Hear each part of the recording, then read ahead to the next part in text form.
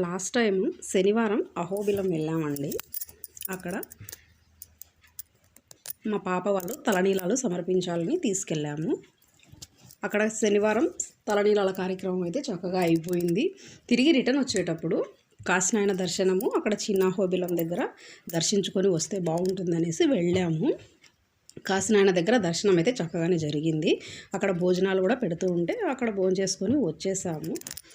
ఇక చిన్న అహోబిలం దగ్గరికి వచ్చేసరికి అక్కడ దర్శనం లేట్ అయింది. యాక్చువల్గా ఇంకా దర్శనానికి వాళ్ళు అలో చేయలేదు.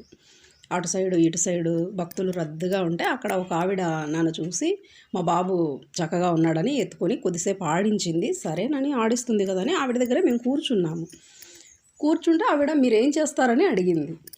మేము యూట్యూబ్లో వీడియోస్ పెడుతూ ఉంటామండి, వంటలు అవి ఇవి. అంటే యూట్యూబ్ చేస్తావా అనేసిందండి సింపుల్గా. అదేంటండి మీరు అంత మాట అన్నారు, మీరు యూట్యూబ్ చూడరా అన్నాను. అంటే ఎందుకు చూడము, చూస్తాము అంటే ఇంకా మరి చేసేవాళ్ళు ఉంటేనే కదండి మీరు చూసేది.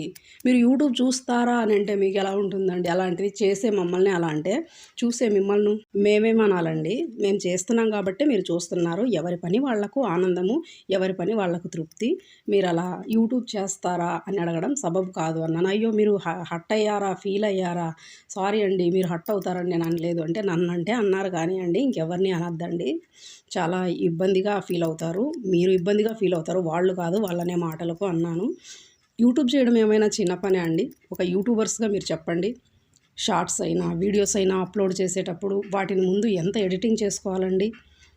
ఒకటి ఆడియో సరిగ్గా వస్తే వీడియో సరిగ్గా రాదు, వీడియో సరిగ్గా వస్తే ఆడియో సరిగ్గా రాదు. ఎంత కష్టం ఉంటుందండి? అలాంటిది యూట్యూబ్ చేసే వాళ్ళను, చిన్నగా చూసే వాళ్ళను మీరేమంటారో కామెంట్ చేయండి. ఈ వీడియో మీకు నచ్చితే లైక్ చేయండి. Thanks for watching.